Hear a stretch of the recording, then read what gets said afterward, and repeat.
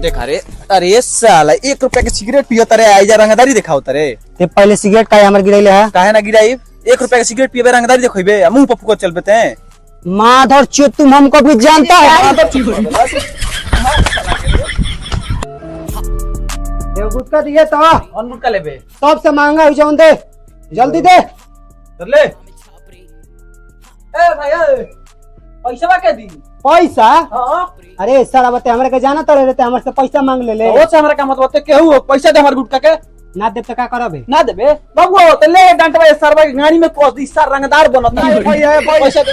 पैसा नहीं के भाई बाद में दे दे हमर गुटका के। ना ना भाई आई भाई हमें छापरी साला गाड़ी में चाबी बोले बटे कौन लोग को बाना दिए चल तो नीचे या सिगरेट पी कावल जो माजा से एक दो।